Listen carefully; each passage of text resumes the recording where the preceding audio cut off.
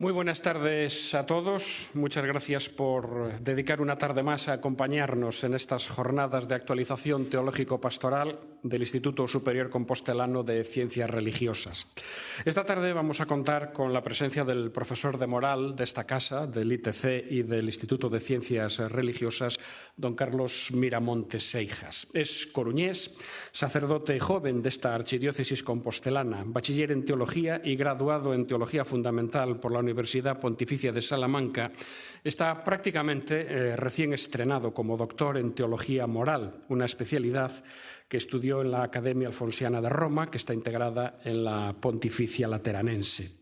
Defendió su tesis doctoral este pasado mes de junio con el título John Main, una propuesta de comunión con el ser desde las tradiciones abrahámica y dármica y en diálogo con la cosmovisión científica actual. Carlos Miramontes es un hombre de ciencia. Ha dedicado buena parte de su vida a estudiar y a reflexionar sobre el ser cristiano. Pero esa faceta intelectual también la complementa con el ejercicio pastoral, que creo yo es imprescindible, ¿no?, a todo sacerdote. Por esto siempre ha compaginado el estudio con la praxis en parroquias rurales próximas a Santiago de Compostela antes de que nuestro arzobispo lo enviase a estudiar moral a Roma. Es por reflexión intelectual y también por convicción un hombre de comunidad. Él mismo ha confesado en alguna ocasión que cuando comenzó a plantearse la posibilidad del sacerdocio, sus pies lo llevaron a la parroquia más cercana y allí descubrió que había muchos hermanos que caminaban juntos, hoy diríamos en sinodalidad, ¿verdad? Habló con su párroco y decidió entrar en el seminario. Y esto que puede parecernos pasos obvios, la experiencia personal me dice que, por desgracia, no lo son tanto. Nuestro conferenciante de esta tarde es también un convencido hombre de diálogo y de apertura. Alguien me recordaba esta semana que una de las primeras cosas que hizo en sus parroquias fue abrirle las puertas al movimiento Scout católico. Algo importante porque los Scouts no dejan de ser una escuela más de formación para los cristianos. Y es también Carlos Miramontes un hombre de paz, firmemente convencido de que la auténtica identidad de los católicos pasa por defender la reconciliación integral de la humanidad. Y en los tiempos que corren no es un objetivo menor. Pero creo que lo mejor que podemos hacer ahora mismo ya es pasar a escucharlo. Carlos, cuando quieras. Muchísimas gracias, Antonio. Pues vamos a comenzar entonces hablando de John Main, que es pues el personaje que yo he estudiado para mi tesis doctoral y al cual he de decir que, pues, dado que se va conociendo a un autor tras estudiar sus pasos, su vida, su contexto histórico, sus penas, sus alegrías, pues al cual creo que le he llegado a, digamos, coger hasta un poco de cariño, ¿no? Vamos, por tanto, a ver un poco quién era este personaje que a día de hoy todavía es muy desconocido. Se empieza ya a hablar un poquito de él, incluso en Italia, dado que hice la tesis, bueno, pues en Roma, incluso en Italia, entre los profesores de las universidades pontificias, hay que decir que era prácticamente desconocido, pero es verdad que ya empieza alguien por aquí, alguien por allá a hablar de este personaje, y esto lo podemos ver en hechos, por ejemplo, como que ya hay al menos 3 obras traducidas al español en la editorial Sígueme de Salamanca, pero no son las únicas, tiene más, ¿no? Bueno, pues rápidamente un poquito de su biografía. John Main, OSB, Orden de San Benito, fue benedictino, nació en 1926 y fallece en 1982, bastante joven, no llegó ni siquiera a los 60 años, podría estar vivo hoy en día, con 90 y tantos, pero podría estar vivo. Nace en el seno de una familia de inmigrantes irlandeses en Londres, una familia hay que decirlo, que con profundas raíces en la sociedad irlandesa, hasta tal punto que es una anécdota interesante el hecho de que, vamos a ver a continuación su contexto histórico. Su contexto histórico vemos que nace en 1926, es en el periodo de entreguerras, recordemos, contexto histórico mundial. Primera Guerra Mundial ha terminado, aún no ha empezado la Segunda Guerra Mundial. Es el contexto para Irlanda de la guerra de independencia, ¿no? Y de los diversos movimientos de independencia que darán lugar también luego, pues incluso como sabemos, al terrorismo del IRA, etc. Pero lo digo porque es curioso para ver que su abuelo por parte de madre fue un personaje, de hecho, con una cierta relevancia dentro del movimiento nacionalista irlandés. Escribió la famosa obra Knocknagow. Y de hecho, cuando John Mayne se ordena sacerdote, lo recibe Eamon de Valera, el presidente, uno de los entonces de la República ya de Irlanda. Bien, pero bueno, ciertamente, como muchos otros irlandeses, pues habían emigrado a Londres en búsqueda de un empleo, en búsqueda de una vida mejor. Estudia con los jesuitas, lo cual pues también es algo digno de mención, que probablemente le dará, aunque es cierto que por otro lado luego en su vida él nunca habla mal ni tiene un mal recuerdo de su etapa con los jesuitas, pero tampoco dice que fuera algo que le marcara decisivamente, ¿no? Pero yo creo que sí, que luego viendo su carácter, de un carácter tremendamente pragmático, yo creo que ahí probablemente hayan podido influir su educación jesuítica, ¿no? Sufre los bombardeos, estamos hoy en día de nuevo hablando de guerra en Europa todos los días, ¿no? Pues John Mayne también fue un niño que se educa en un contexto de guerra. John Mayne la familia de los Mayne tiene que cambiar de residencia por causa de los bombardeos nazis en Inglaterra. Se va al pequeño Mayne, pues digamos que lo acoge una familia de amigos y que a los cuales John Mayne siempre recordará con muchísimo cariño, entre otras cosas porque recordaba cómo el padre de aquella familia pues se desvivía por ayudar a los heridos de los bombardeos. Y bueno, y ciertamente pues son anécdotas de esa infancia de guerra. Recuerda pues los simulacros de bombardeo en la escuela de los jesuitas, recuerda el hecho, por ejemplo, de que en determinado momento la casa de los Mayne pues quedó también sin ventanas por las explosiones de las bombas, ¿no? Y toda esta clase de cosas. Es interesante también, aquí a mí me pareció interesante ver el carácter de la persona que aparece desde muy pronto, porque en este contexto en el que se va formando de niño y de joven, siente desde el primer momento la necesidad de ayudar a los demás, saliendo, pues como decía, con el padre de la familia de acogida en la que estaba, a ayudar a los heridos de bombardeo y ya preparándose desde los 15, 16 años, desde el primer momento en el que tuvo oportunidad para servir en el ejército y las Fuerzas Armadas de cara a una guerra que, bueno, evidentemente igual que sucede hoy, como estamos viviendo hoy en día, cuando estás en el contexto de guerra, hoy en día vimos que a lo mejor ya quedaban pocos años para que terminara, pero cuando estás viviéndolo nadie sabe cuánto puede durar. Y en efecto John Mayne se alista. Y yo no lo sabía, me llamó la atención, pero puedo decirlo, que entra en las Fuerzas Armadas con 17 años. Pensé que quizás el mínimo eran 18, pero no. Con 17 años se alista y sirve en el cuerpo de radiotransmisiones, entre otras cosas porque ya se había preparado en casa, para que veamos un poco su preparación, dado que era de familia, su familia había trabajado por parte de padre en los telégrafos. Entonces su padre ya le había enseñado cosas en casa para irse preparando para el cuerpo de radiotransmisiones. Y así marchó con su compañía pues, a Europa y estuvo pues, con la compañía en Bélgica y, digamos, mientras estaban en la retaguardia. Es verdad que no participó en primera línea, porque era del equipo de radio, pero bueno, avanzaban con el resto del ejército y llegaron hasta Alemania, cuando finalmente pues finaliza la guerra, ¿no? También son curiosas algunas anécdotas de aquella época, hay que decirlo, porque se cuenta como soldados, compañeros con los cuales guardaría también mucha amistad durante años, ya decían que entonces que era un poco pesado porque quería ir a visitar todas las iglesias que veía mientras iban avanzando en medio de la guerra, en medio de todo. Venga, vamos a pararnos un momento para ver esta iglesia, ¿no? Aunque luego también a veces después iban pues, a tomar algo al bar, también todo hay que decirlo, ¿no? Pero son anécdotas de aquella época. Y al terminar la guerra, precisamente aquí vemos cómo se van gestando las cosas, quizás de aquel interés que comentaba un compañero suyo de armas del momento, ¿no? de visitar las iglesias, pues probablemente, esto explica, porque nada más terminar la guerra lo que hace es ingresar en un seminario. Él ya había empezado a ver su vocación religiosa e ingresa en el seminario de los canónigos regulares de la Congregación del Santísimo Salvador Lateranense, una congregación pues bastante, digamos, ya entonces poco numerosa, pero que él conoció por circunstancias de la vida. Pero es cierto que no prosperó en aquel seminario y finalmente lo deja el seminario sin llegar a ordenarse en aquella congregación. No era quizás su momento ni su lugar. Y entra a la universidad para estudiar Derecho en la universidad.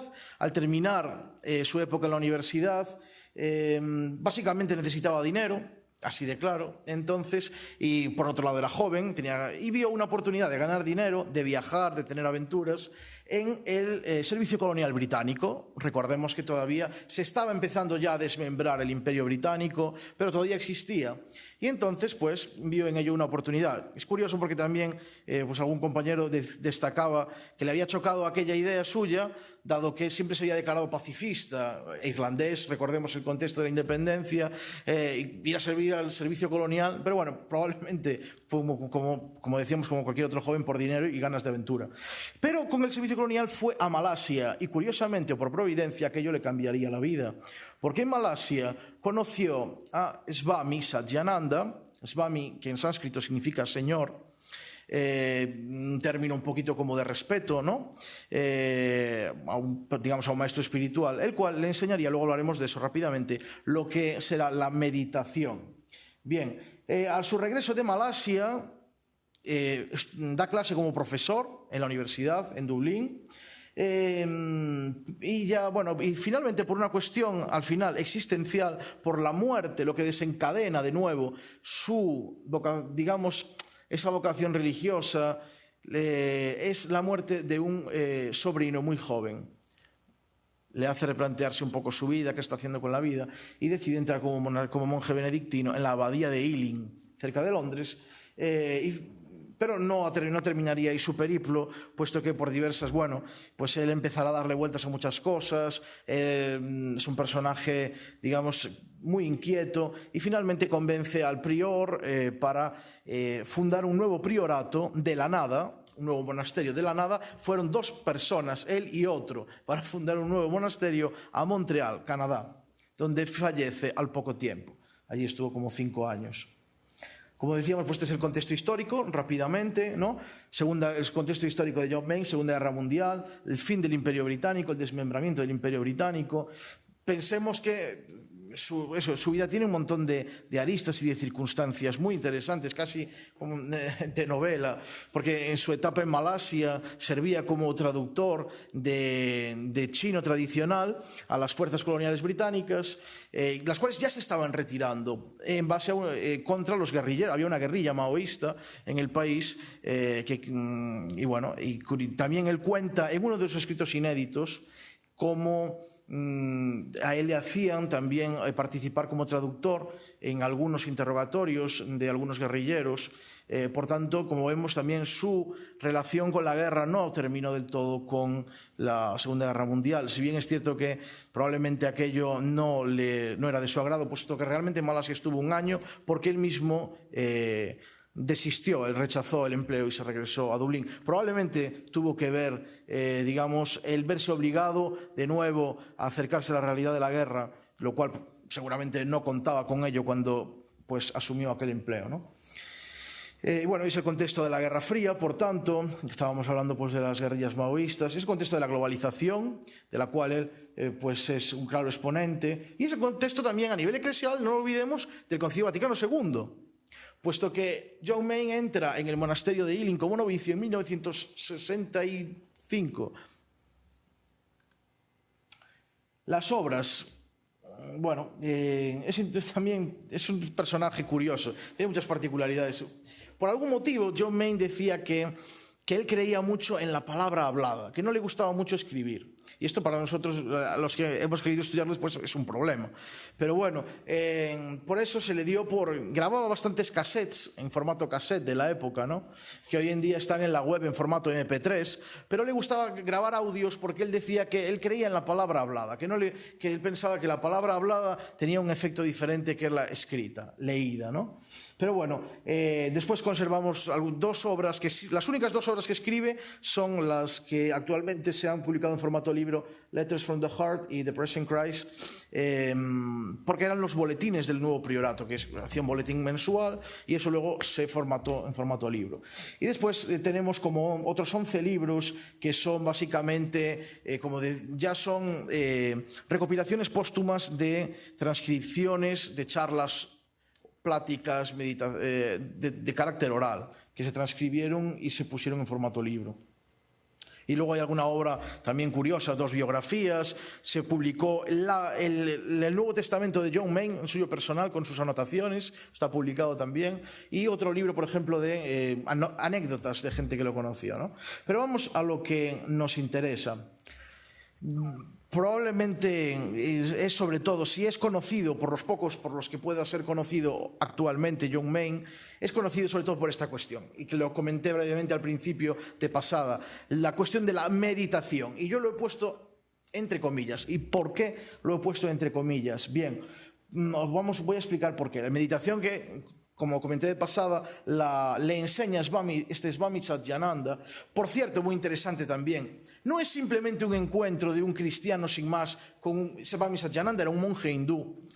No es simplemente un encuentro de un cristiano con un hindú sin más, porque cuando uno empieza a investigar un poco más a fondo, no es así del todo, puesto que Swami Satyananda en sí, en su persona y en su vida y en su pensamiento, él ya había introducido de alguna manera en sí el cristianismo. Swami Satyananda no es un hindú que jamás ha oído hablar de Cristo. Swami Satyananda fue un niño huérfano que fue educado en un orfanato católico.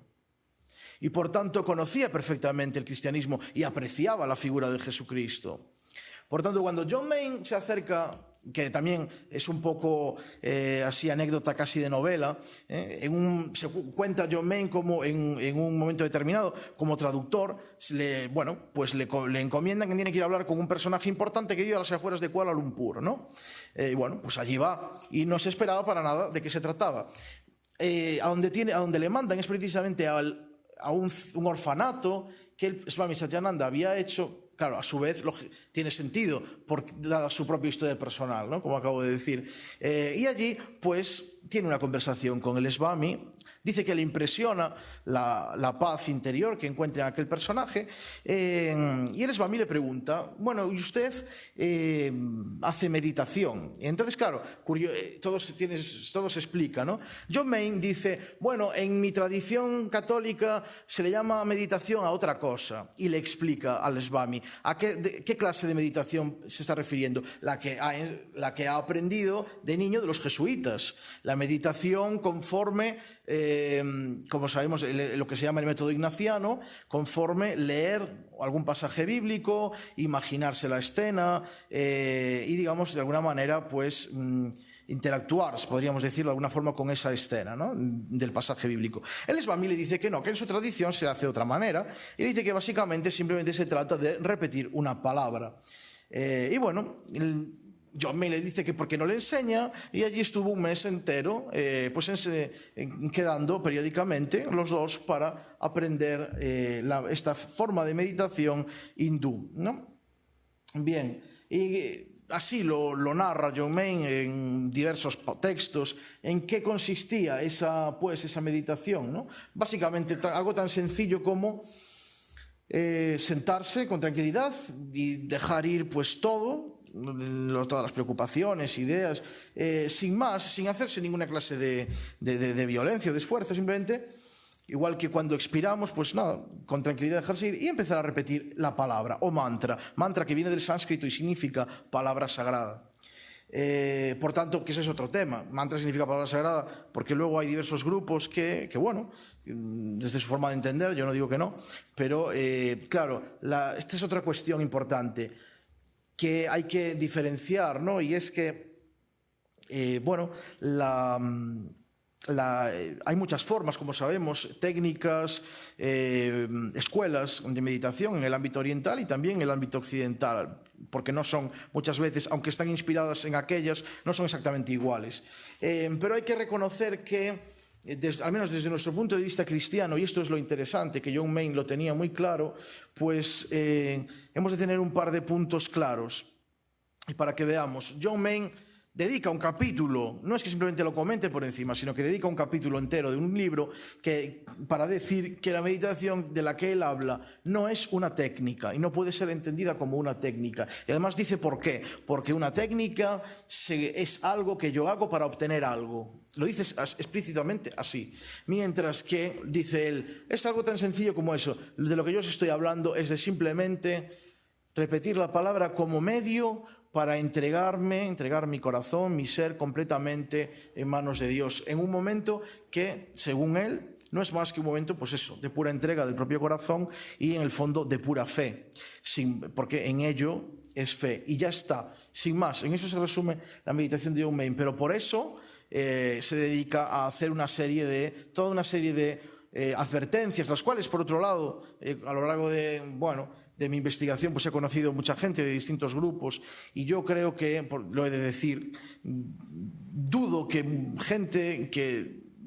mucha gente de grupos teóricamente inspirados por John Main, creo que no siguen o no lo leen o no siguen muchas de sus advertencias. Y una de ellas es esta, la de que no es y no puede ser una técnica. Además lo dice explícitamente, porque una técnica es algo que yo hago para obtener algo, pero yo no voy a meditar, lo dice John Main, para obtener absolutamente nada, porque voy a entregarme. Y de hecho dice, y además dice, hay muchos, tiene un lenguaje coloquial, porque él no escribió todos estos libros, como os dije, son transcripciones de charlas orales, la inmensa mayoría, el 90%, ¿no? Entonces él pues habla como en una conversación y dice efectivamente, es verdad, claro, que se ven anuncios por ahí que hablan de que con la meditación, pues, y dice, subirás tus ventas o bajarás tu presión arterial. Y decía él, bueno, quizás puede que sea un efecto secundario de la meditación. Dice, yo no lo niego, ¿no? Decía John Main, pero no es a lo que yo voy allí. Esto es lo que decía él. Por ese motivo, dado que no es una técnica, lo importante no es cómo repetir la palabra, ni de qué forma, ni tampoco qué palabra exactamente, porque como digo, veo que quizás por nuestra... ya lo advertía claramente John Main en su momento, pero veo que no... Es mi percepción, hablando con gente, escuchando gente de estos ambientes, yo veo que no se termina de prestar atención a esta cuestión, porque vivimos en un mundo absolutamente tecnificado y entonces esto nos cuesta mucho entenderlo. Y se habla mucho sobre el cómo repetir, el fijarse, la atención, el no sé qué. Para John Main esta no es la cuestión. Esta no es la cuestión. Porque... como digo, hombre, es cierto que, por otro lado, la propia palabra, si atendemos a la tradición no solo cristiana, sino incluso hindú, no se trata de, porque también lo he visto, ¿no? Dado que es prestar, y por lógica se pudiera pensar así, si se trata de prestar atención a una palabra, da igual la palabra que utilice, podría decir vaso, pero no, porque no se trata de una palabra cualquiera. Como hemos dicho, mantra en sánscrito significa palabra sagrada, no significa cualquier palabra. Igual que, por otro lado, igual que eso, el propio John Main en uno de sus escritos inéditos, porque eso, bueno, lo pasé por encima, pero aparte de los escritos que están publicados, los que escribió él, los publicados póstumamente, también hay una reserva de escritos inéditos que son notas a mano, a bolígrafo o máquina de escribir con erratas y demás, que se conservan en la biblioteca de la Universidad de Georgetown en Estados Unidos y a las cuales yo tuve acceso gracias a otro investigador que conocí de Holanda, ¿no? Y de hecho encontré algunos de los textos más interesantes ahí, no todos, pero algunos de los textos más interesantes están ahí y de hecho algunos lo he reproducido íntegramente en la tesis porque es una pena que nadie pueda tener acceso a ellos.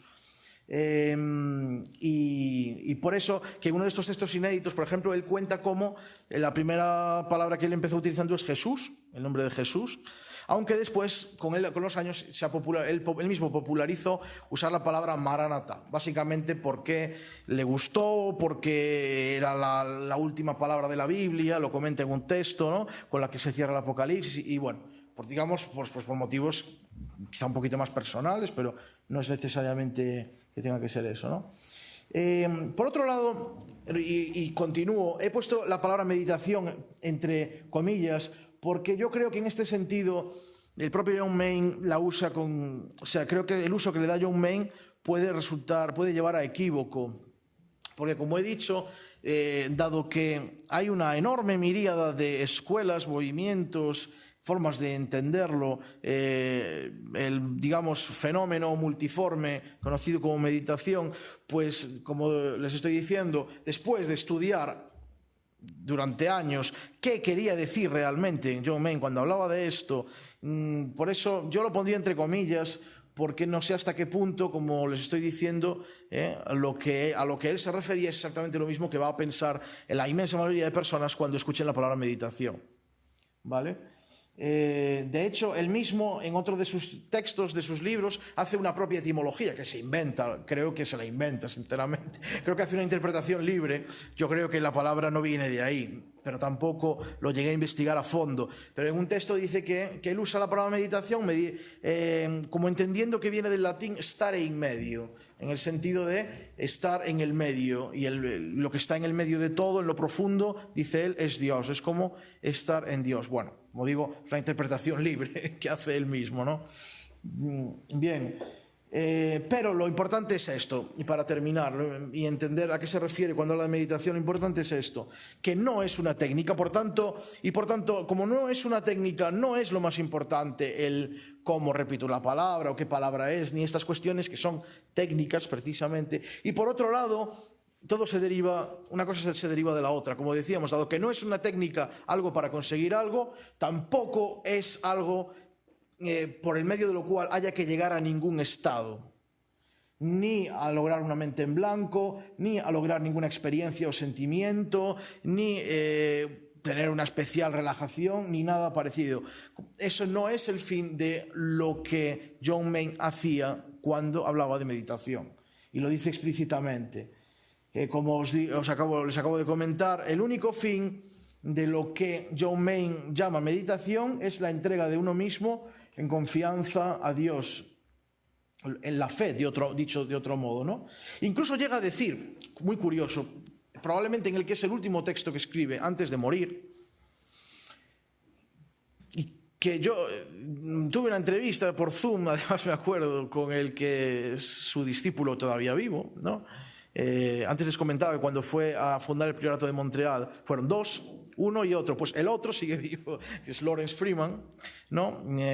También monje benedictino.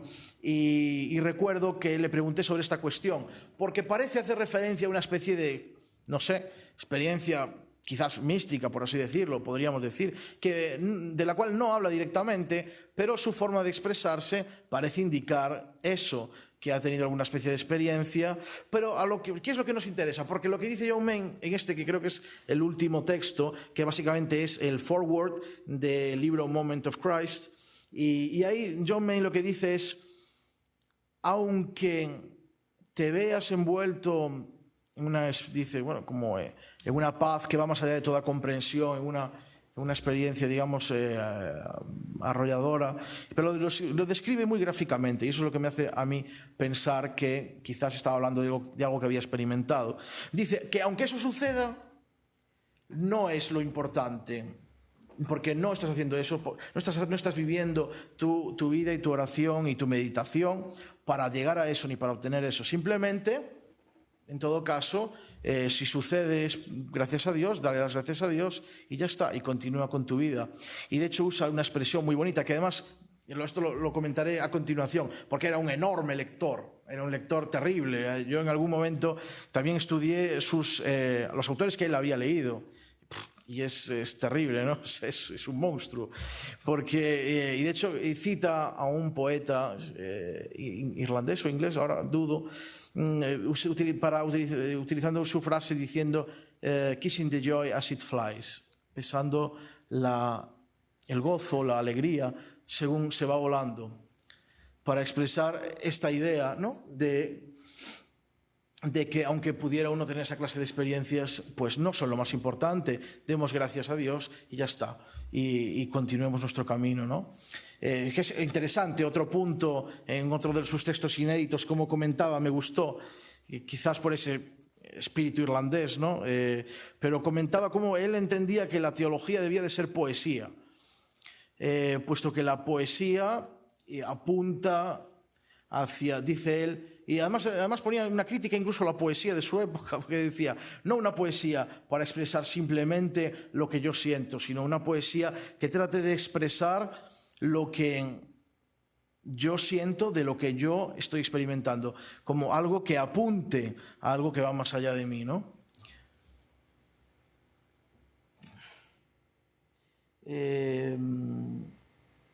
Y bien, por eso, de hecho, creo que hay un texto concreto que expresa muy bien la idea, para terminar con este tema, de qué es lo que entendía John Main por meditación. Y lo reproduzco aquí, es el texto que escogí para la tesis, para decir lo mismo en la tesis, ¿no? Creo que este texto muestra muy bien qué entiende John Main cuando habla de meditación. Y dice así, es del capítulo The Accuracy of Sacrifice, del libro Moment of Christ, y dice: la generosidad de Jesús nos exige que busquemos esa presencia de forma no egoísta, no para ser más sabios o más santos, no para poseer a Dios, sino simplemente porque es justo y conveniente que respondamos a su generosa entrega, a su generoso autosacrificio con nuestra propia entrega y nuestro propio autosacrificio. El reto es aprender a sacrificar. Para sacrificar ofrecemos algo a Dios, porque claro, no está hablando simplemente de sacrificio en un sentido no sé, penitencial o de dolor físico. John Main es un intelectual, está hablando de sacrificio en el sentido etimológico. Sacrificio viene de sacrum fare, hacer algo sagrado, ¿vale? Para sacrificar ofrecemos algo a Dios, esto es hacer algo sagrado, ¿no? Y en la ley judía es todo lo que se ofrecía, o lo que se ofrecía es el todo, ¿no? Se llamaba holocausto, no se guardaba nada. Sabemos, un holocausto en el Antiguo Testamento era eso, pues coger a la cabra entera, digamos, y sacrificarla la cabra entera, es lo que está diciendo John Main. No se guardaba nada, todo se entregaba a Dios. Eso es lo que hace nuestra meditación en nuestra vida. El mantra, nuestra meditación, nos permite perdernos por completo, ofrecernos por completo en nuestra totalidad a Dios. Nos ayuda a convertirnos en un holocausto en el que todo lo que somos se ofrece a Dios incondicionalmente. Por eso continuamos sonando el sonido del mantra. Esta es la idea, ¿no? Yo creo que es una idea, un texto que deja muy claro qué está entendiendo realmente John Main cuando habla de meditación, para que no nos llevemos a equívocos, como digo, en algo que también por eso quizás me interesó estudiar estos temas, porque bueno, veo, como podemos ver todos, que es algo que está, por así decir, de moda, y como explicaba a los profesores en Roma cuando empecé la tesis, creo que algo que esté, por así decir, de moda no tiene por qué ser algo necesariamente peyorativo. Estar de moda significa que interesa a la gente ahora por algo, veamos por qué le interesa a la gente, estudiemos eso, ese fenómeno, ¿no? Bien. Después hay otro tema que me gustaría destacar y es la relación de John Main con este otro personaje que tenemos arriba, otro benedictino, porque claro, esto es auténtica tradición viva, ¿no? De hecho, no puedo extenderme demasiado, pero esta relación entre la espiritualidad cristiana e hindú viene de muy lejos. Y como les decía, de hecho, es que el propio Swami Satyananda, el que se encuentra el joven Main como miembro del Servicio Colonial Británico, de hecho no era un hindú, digamos, absolutamente ajeno al cristianismo, nada más lejos de la realidad. Sí, pues de hecho, claro, antes que John Main en estas cuestiones, otro enorme, inmenso personaje es Henri Lesaux, otro benedictino, el cual, como sabemos, pues desde joven sentía una enorme pasión por el mundo de la India y allí marchó, allí pasó su vida y es un hombre que, bueno, al margen de las opiniones que se puedan tener acerca de diversos aspectos de lo que dijo o lo que hizo, es un hombre que creo que que de una vida absolutamente pues admirable, ¿no?, en su entrega. Y creo que eso está fuera de toda duda. Por otro lado, y como les decía, pues esto es una tradición, también es cierto que ni siquiera Henri Lesaux fue el primero. Henri Lesaux había sido, digamos, invitado por uno que había ido antes, que era Jules Monchanin. Y Jules, que era otro personaje también muy interesante. Un cura, por así decir, un sacerdote diocesano de Francia normal, Jules Monchanin, se le dijo, su obispo le había dicho que fuera a estudiar el doctorado, pero en vez de hacer como yo y hacer caso, pues dijo que no le apetecía estudiar más, y que se iba con los mineros que había en la cuenca del Ruhr, me parece, en Francia y tal. Y allí pasó unos años y luego se aburrió y dijo, pues ahora me voy con los más pobres que hay y tal, y me voy a la India. Y allí marchó. Y ni siquiera Jules Monchanin había sido el primero, porque realmente la cosa es muy interesante, y ya termino, porque si no me excedo demasiado, pero es que la cosa empieza por el lado hindú, curiosamente. No es lo que como pudiéramos pensar que los europeos llegan allí y empiezan un diálogo con aquella cultura que estaba allí, como si los que estuvieran allí vivieran en un universo paralelo, nada más lejos de la realidad. de hecho, el interés comienza por el otro lado, porque es... a ver si recuerdo los nombres bien, porque no lo escribí aquí, son unos nombres un poquito complicados. Es Upadhyay y Chandra Sen, son dos autores que son de indios de la India y que comienzan a tener un interés se convierten y tienen un interés muy vivo por el cristianismo, y de ellos de alguna manera comienzan esta dinámica que otros continuarán, ¿no? Pero bueno, volviendo a Henri Lezot, Henri Lezot escribe un libro que, por cierto, es una pena, no está traducido al español, y de hecho incluso en inglés me costó remover Roma con Santiago, encontrarlo, no sé por qué, y de hecho es muy interesante, y ese libro Satchidananda. ¿Por qué? Yo lo anduve buscando tanto, ¿por qué? Porque John Main lo recomienda vivamente. Yo estaba estudiando a John Main, y John Main dice que ese libro, que todo el mundo debería, los que se acercan a estas cosas, debería leer ese libro. Y ciertamente es muy interesante, ¿no? Y de hecho John Main muestra en diversos pasajes su enorme admiración por Henri Lezot. Pero, dicho eso, yo también quería, digamos, destacar, y por eso puse así tantas fotos, para que se vea un poco, se ve a simple vista, la diferencia entre ambos personajes. ¿Cuál es la diferencia? Que es muy interesante entender cómo Henri Lezot, como digo, este personaje que es pues admirable, encomiable, pero hay que reconocer, y lo poco que leí de él no lo pude estudiar con tanto detenimiento, pero es cierto que se vio absolutamente cautivado por el mundo de la India. Él asumió un nombre indio, Abhishektananda, él se vestía como un sannyasi, como un monje hindú, y él mismo se sincera en algún escrito en el que dice cómo sufrió toda su vida, porque se consideraba, y usa esa expresión, un hombre puente, un hombre entre dos mundos, pero que ya no pertenece ni a uno ni al otro. Y esto es lo interesante, que eso nunca se vio en John Main. No sé, de un carácter muy diferente, una mentalidad terriblemente pragmática quizás. John Main jamás se cambió de nombre, ni se fue a la India, ni siempre vivió hasta sus últimos días con sus hábitos benedictinos tradicionales, y en ese sentido tampoco he encontrado jamás en ningún texto ninguna muestra de que él, ninguna crisis de identidad cristiana ni nada similar. De hecho, todo lo contrario. Él se reafirmaba siempre en su ser cristiano, y es otra de las cuestiones que me llamó la atención de este personaje, ¿no? Ahí he puesto precisamente el león por lo que les comentaba antes, ¿no? Un poco sobre las influencias de John Main. Bueno, John Main, como les digo, es un personaje que, he de decir con total honestidad, me ha costado bastante, creo que llegar a entender un poco de él. Y por eso he puesto esta imagen. Desde luego era un león, o sea, de una persona en sentido que lee mucho, porque, como digo, la lista de los autores que cita, que lo fui listando, todos los autores que va citando en todos los textos, es absolutamente impresionante. Y en ella se citan maestros de espiritualidad y teólogos de prácticamente todas las religiones habidas y por haber, filósofos de cualquier época y tendencia, pero incluso psicólogos, psiquiatras, matemáticos, biólogos y hasta músicos, escultores, canciones populares, cualquier cosa, ¿no? Era un auténtico león. Y otra de las curiosidades, porque efectivamente, como hemos visto, es que de hecho fue profesor universitario en la Universidad de Dublín. Pero después en sus charlas y en los textos que encontramos, jamás saca a relucir esa faceta, por otro lado. Nunca se entendió a sí mismo como un intelectual, aunque lo fuera, realmente lo fuera.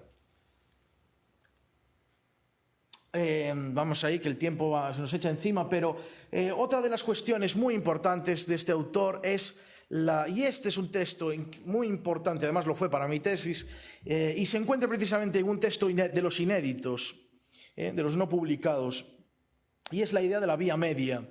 John Main, con esta visión que tenía él del camino a través de la meditación como una entrega cada vez más completa del corazón y de toda la entera persona a Dios, él habla de la vía media. Esa entrega tiene que ser, como vimos en el texto que les acabo de citar, que decía, no para ser más sabios, ni más santos, ni para poseer a Dios. Esa entrega tiene que ser absolutamente no egoísta. Y por tanto, he puesto esa imagen ahí, que es una ilustración de la Odisea, de la Odisea de Homero. Porque en ese texto que les comento, claro, este león que era John Main, pues que eso te cita cualquier cosa en cualquier momento. Y entonces él utiliza la imagen de la Odisea para decir que la vía vía espiritual tiene que ser una vía media, como esa vía media del barco de Ulises, entre los Escila y Caribdis, los dos monstruos de los dos extremos, que serían, por un lado, dice él, el extremo del egoísmo espiritual, que dice él, del místico hecho a sí mismo, que solo busca experiencias sin fe ni comunidad, y por otro lado, evitando el otro extremo, que sería curiosamente el del legalismo. ¿Por qué? Porque nos explica John Main, ambos extremos son egoístas, son egocéntricos, puesto que el legalista pretende, pues con su cumplimiento, con su esfuerzo, pues ganarse el favor de Dios, ganarse su propia seguridad, ganarse, digamos, su tranquilidad de conciencia. Y el egoísta espiritual, que nos dice John Main, y de hecho él mismo dice en el texto, que es el más común hoy en día, aunque el otro sigue existiendo, es el que solo va buscando experiencia, solo va buscando en el fondo su propio placer, su propia ganancia, aunque sea desde el ámbito de lo religioso espiritual, ¿no? Y esto es lo que dice John Main, hay que buscar esa vía media. ¿Cuál es la vía media para él? Pues es la de la entrega absoluta del propio corazón. Evitando esos dos extremos del legalismo y del egoísmo espiritual, pues ambos son egocéntricos y egoístas. Que, por otro lado, John Main, claro, como les decía antes, que es un personaje que me ha costado mucho tratar de entenderlo, porque es un personaje caótico en sus textos. Claro, como tampoco escribía, no hay un libro sobre espiritualidad que escrito por él, no hay un libro de teología escrito por él. Hay charlas dispersas, textos dispersos, y tratar de hacerse una idea de lo que pensaba me ha sido muy complicado, ciertamente. Un personaje oscuro incluso, no en el sentido de negativo, todo lo contrario, pero sí lo oscuro es donde uno no ve con claridad, ¿no? Es un personaje difícil de entender. Tú lees un texto de John Main y te parece que es de una manera, lees otro y dices, no, pues no era así, era de la otra manera. Y lees un tercero y cambias de opinión, ¿no? Por tanto, es tratando de leer todo, he intentado obtener una idea. Pero bueno, como les decía, continuando esa idea de la vía media, él no solo hace, y esto es lo interesante, no solo hace un diálogo con las religiones orientales, no solo hace una reflexión de la propia espiritualidad cristiana, sino que incluso lo quiere relacionar con la cosmovisión científica actual, que por eso el título en la tesis, ¿no? ¿Y en qué sentido? Porque, como les decía, este león, que te puede citar a cualquier personaje en cualquier momento, pues también parte de Teilhard de Chardin, de ese otro autor, para decir, venimos criaturas que venimos de la nada, y a través de una evolución también material, también biológica, pues hemos llegado a ser lo que somos. Pero John Main dice que este egoísmo y este egocentrismo presente en nosotros probablemente esté muy relacionado, lo dice en un texto genial que lo deja ahí y nunca más continuó esa cuestión, pero dice, está muy relacionado con el instinto de supervivencia, por otro lado, que es biológico y que no es negativo, pero está ahí, y que es parte también por tanto, él lo dice, no es en absoluto, es algo de lo que partimos, pero para ir hacia adelante, no para quedarnos ahí, ¿no? Entonces, partiendo de esa realidad, evolutiva, pues también biológica, ¿no? Como les decía, hay que tratar de evitar, decía él, esos dos extremos egocéntricos, porque en el fondo ambos son egoístas, son egocéntricos, porque están relacionados también con ese instinto de supervivencia en cierto modo. Y por eso, yo me inventé un término para decir que John Main parte, como los antiguos, parte de entender que el ser humano se encuentra en una inadecuación originaria. Mis alumnos ya me han oído este término alguna vez. ¿Y qué quiere decir? Quiere decir que un ser humano, cuando aparece en el mundo por defecto, aparece en el mundo ¿cómo aparece en el mundo? Aparecemos no estando en comunión plena con Dios. Y esto que es algo, por así decir, de perogrullo, o pudiera serlo. De hecho, no partimos normalmente nuestra reflexión de este punto de vista. Y es muy importante. ¿Por qué? No necesariamente como algo negativo, sino porque estamos en camino. La idea de que estamos todavía en camino, de todo lo que nos queda por delante, ¿no? Y por tanto, pues este es el camino que nos muestra John Main. Por otro lado, es un camino, como les decía, de apertura, de entrega del corazón, siempre más a Dios, que un Dios que por otro, y que esto es importante y ya vamos terminando, es para John Main también, un Dios que es para John Main siempre, y es también la característica fundamental que John Main tiene en la mente cuando habla de Dios, que es el ser. Y volviendo también a los antiguos, ¿no? Lógicamente. Para John Main, Dios es el ser, o sea, es el acto de ser, como nos decía Santo Tomás, San Gregorio de Nisa, San Agustín. Por tanto, no un ente, no una cosa, no tiene forma en sí, fuera del espacio y del tiempo, y en el cual todo lo que es. Esta es la teología más de toda la vida, pero que la hemos olvidado.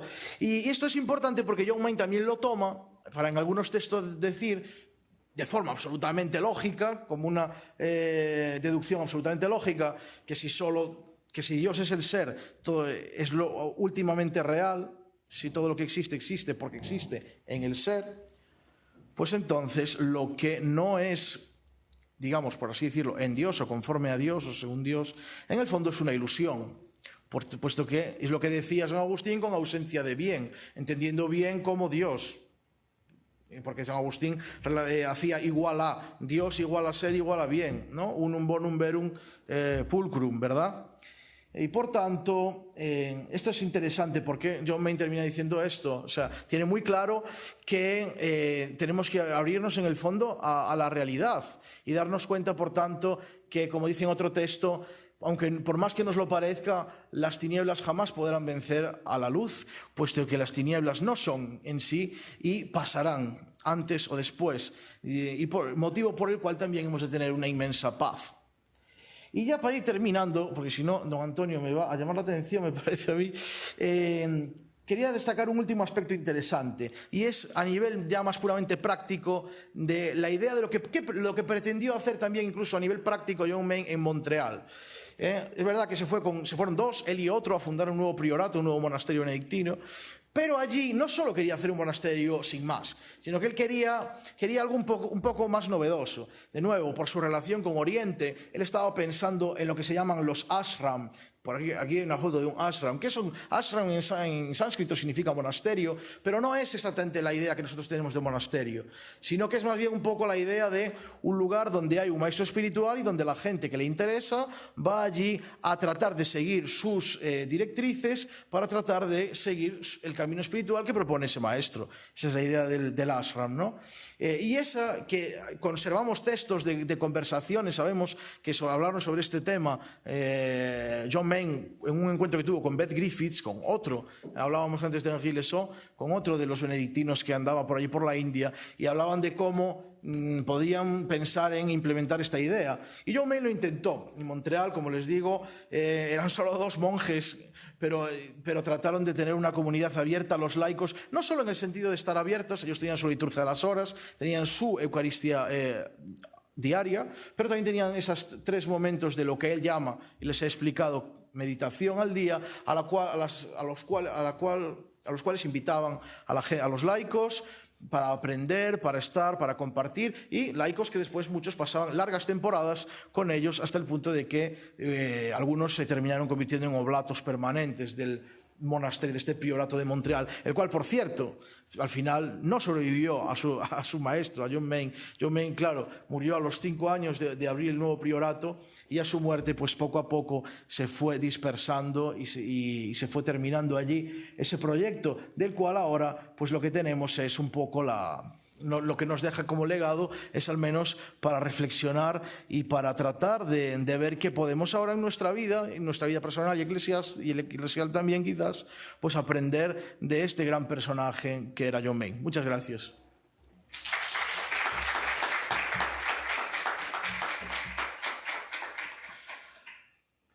Pues muchísimas gracias, Carlos. Abrimos, por tanto, ahora turno de preguntas. Vayan pensando, ya tenemos una online, un alumno que comenta que ha sido un tema muy interesante. Dice, da la impresión que Main propone un estilo de oración, ¿no?, en lugar de una técnica, un estilo que puede llevar a la oración con una única palabra. Pero, ya que Main leía mucho, da la impresión de que toda esa lectura le ayudaba a meditar. ¿Es así? Tratando de lo que he leído de John Main, y como digo, tratando de ser fiel a lo que yo creo haber entendido que él intentaba comunicar, creo que no. Creo que en este sentido, porque de hecho es que existe otro texto en el que él mismo dice explícitamente que para aprender a meditar que uno no lea libros sobre meditación, curiosamente. Y curiosamente lo dice alguien que no se cansó de leer, pero es verdad, tenemos un texto donde él lo dice, porque él dice que lo más importante es, en el fondo, esa intención interior o movimiento interior, si queremos llamarlo, en eso se resume, como les he dicho, en el fondo, para él la meditación, esa entrega del corazón y esa entrega del propio ser a Dios. Y en ese sentido es algo no discursivo, ciertamente, o yo creo que él lo entendería como no discursivo. Me permito yo hacer una pregunta, si no hay preguntas en la sala. Bueno, después de oírte a un católico que intenta aprender a rezar, ¿John Main nos puede inspirar de algún modo a nuestra oración personal? Bueno, yo creo que sí. Por otro lado, hay otro texto en el cual él mismo dice, lo he puesto por ahí escrito, pero tampoco se trataba de leer, él mismo dice que esta forma de oración, en unas conferencias también que tuvo, le respondía a preguntas de gente precisamente, y él mismo dice que esta forma de oración, dice con total humildad, es la que a mí me ha servido, dice él. Dice, pero que esto no significa que a usted le ayuda, digamos, a esa entrega total del corazón, y él lo dice explícitamente, pone estos ejemplos. El breviario o el rosario, pues continúe con ello, dice, las estaciones del Vía Crucis, ¿no? Creo que pone estos tres ejemplos, que son los más tradicionales quizás, pues adelante. Él dice explícitamente eso, que es lo que a él le ha servido. Una pregunta que me parece interesante. Dice, bueno, sin conocer mucho a ninguno de los dos, entre John Main y Tony de Mello, ¿en qué se diferencian? ¿En qué se parecen? Pues creo que también con honestidad y humildad no puedo responder a esa pregunta, porque, como digo, a lo largo de 2 años me ha costado mucho aprender lo que he podido aprender sobre John Main, y quizás he aprendido sobre algún otro autor que es porque estaba muy relacionado con él, como por ejemplo Henri Lesaux, dado que John Main lo recomienda vivamente una y otra vez, pero no, sobre Tony de Mello creo que no he leído un solo libro, así que no puedo hablar de él. Otra pregunta. ¿Qué decía John Main de la oración en grupo o de cómo meditar en grupo? Si es que dijo algo. Sí, de hecho es que, como les decía, de hecho le da mucha importancia a la comunidad porque, como les decía, en ese priorato, ¿no? En el que al final eran solo 2 monjes, era una comunidad de 2, pues... pero invitaban, ¿no?, a los laicos, y muchos se fueron uniendo, digamos, esos momentos de esta forma de oración que él llamaba meditación eran en grupo. Sí. ¿Alguna pregunta? Bueno, pues otra más. Estabas comentando tú que, bueno, John Main intenta abrir una especie de convento en Canadá, en el que pues acogen gente para que les acompañen, para que mediten juntos y demás. Sin embargo, cuando dice, bueno, está abierto a todo tipo de posibilidades de oración, pero no sé, parece un poco contradictorio. Por un lado, crea un centro para meditar y orar juntos, y por otro dice, bueno, lo que a ti te vaya bien, arréglate. ¿No es un poco contradictorio? Yo creo que contradictorio no es. Él dejaba la libertad en el sentido de...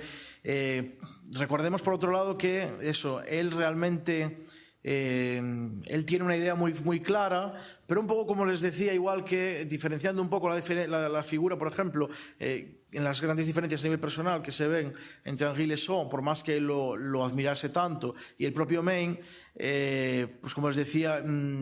Quiero decir, Main se mantiene un poco siempre, digamos, en el lado más cristiano, si se quiere expresar así. Y como les decía, él tenía muy clara la estructura que le dio a aquel priorato, que era esencialmente parte de la base, al menos, de la vida benedictina habitual, de la liturgia de las horas y de la Eucaristía y del hora et labora. De hecho, él llega a escribir una regla para aquella comunidad nueva, pero que está entre los documentos inéditos, y insiste sobre también el hora et labora.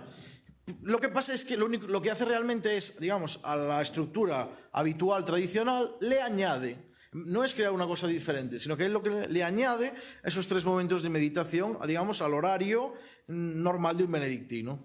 Eso sí, y abiertos pues a todo el mundo, un poco ya con esa visión un poco más de cara hacia fuera. Sí, en ese sentido se va un poco más también de lo tradicional, porque como digo, es abierto hacia afuera, no solo que vengan a acompañarnos en estos momentos de oración, sino que dentro vivía gente, o sea, como digo, había seglares o incluso consagrados de otras confesiones o religiones, tuvieron la visita del Dalai Lama en persona, vivieron allí en el Priorato de Montreal una Semana Santa con todos los obispos anglicanos de no recuerdo dónde, pero que habían ido a visitarlos. Y en este sentido, pues como digo, era un centro en el que se acogía a la gente que quisiera emprender, digamos, de forma seria una vida espiritual. Este es un poco, sobre todo, digamos, yo creo, el sello más diferenciador de lo que él pretendía, siguiendo un poco la idea del ashram, es la de ser un sitio, digamos, no simplemente ofrecerlo un lugar para encontrarnos y tener un día de oración, sino proponer un lugar como centro de digamos, no sé, de búsqueda espiritual o de camino espiritual serio. ¿Queda algo ahora mismo de las enseñanzas de John Main? Quiero decir, ¿creó escuela? ¿Hay seguidores? ¿Sigue viva su pensamiento? Bueno, sí, este es otro tema, no me dio tiempo tampoco a llegar ahí, pero en efecto el priorato como tal de Montreal muere, con John Main prácticamente al año, a los pocos años muere, pero había mucha gente todavía por todo el mundo que recordaba su memoria con agrado y que tenía pena, en el fondo, en algún texto alguno lo dice así, que le daba pena que aquello muriera, y por eso tiene lugar el primer seminario John Main, que hoy en día se sigue haciendo de forma anual, el primer seminario John Main que tiene lugar, si no recuerdo mal, ahora en Kentucky, en los Estados Unidos, y en aquel primer seminario John Main se reúnen, entre otros, Beth Griffiths, quien también admiraba personalmente a John Main, y el cual sabemos por algunos textos que insiste personalmente en que aquello no muera, en que se cree algo. Y se crea la WCCM, que existe a día de hoy, la World Community for Christian Meditation, o Comunidad Mundial para la Meditación Cristiana, la cual el actual presidente es el discípulo vivo de John Main, que es Lawrence Freeman, y que básicamente funciona más bien como una red a nivel global.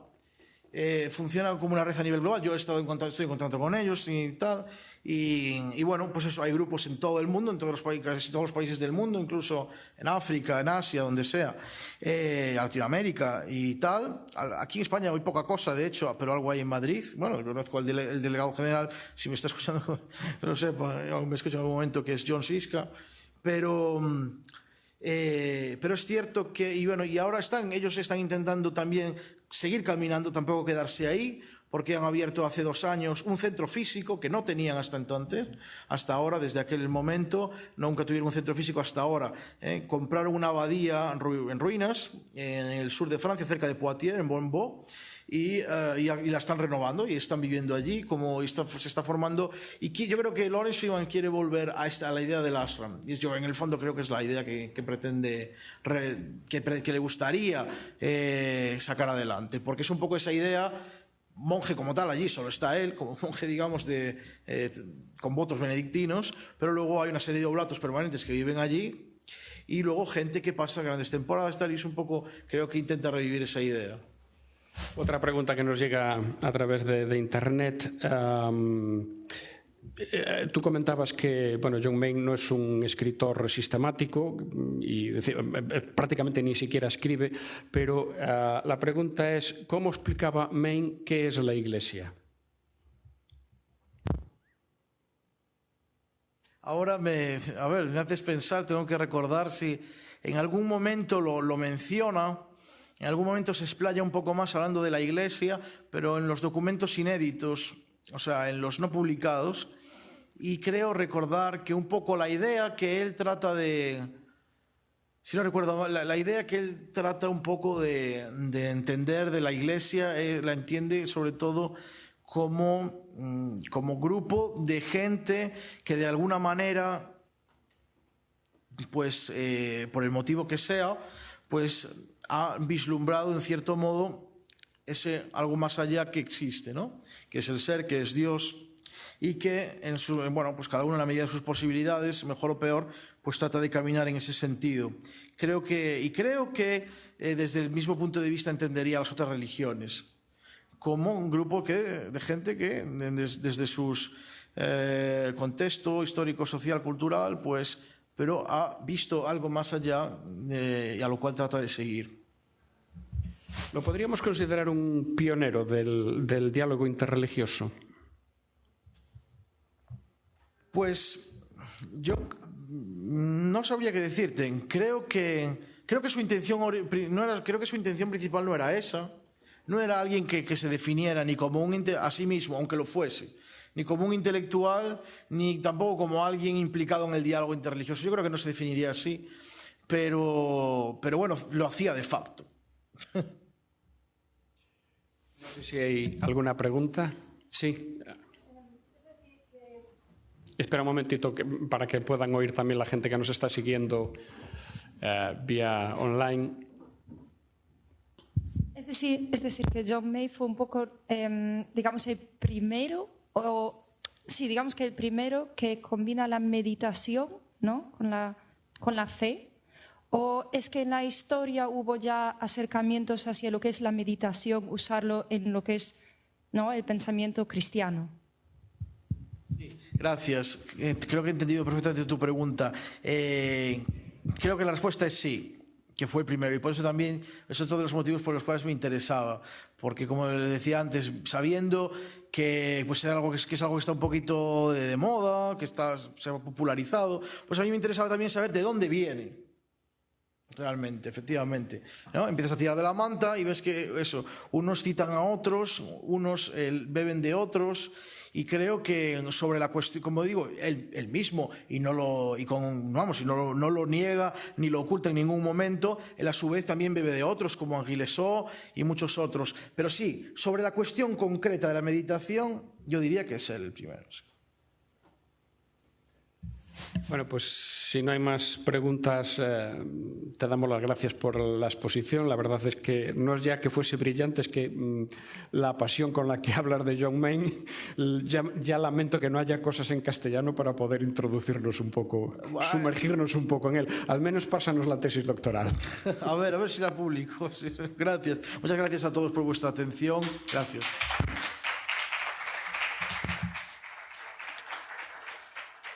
Y bueno, nosotros no nos queda nada más que emplazarlos al próximo miércoles a la misma hora, a partir de las 7 de la tarde. Será el turno de otro profesor de esta casa, Álvaro Lorenzo Rey, es profesor de bioética, también de didáctica de la enseñanza religiosa. Va a hablar sobre un tema candente y de los que están ahí en la frontera. Es abrir los ojos a la realidad del suicidio, el primer paso. Y va a ser además también con una especial incidencia en la relación que tiene el bullying con el suicidio escolar. Por lo tanto, me parece que es un tema fundamental para cualquier profesor hoy en día. Pues nada, les emplazamos al próximo miércoles. Muchísimas gracias por estar ahí y que tengan una buena noche.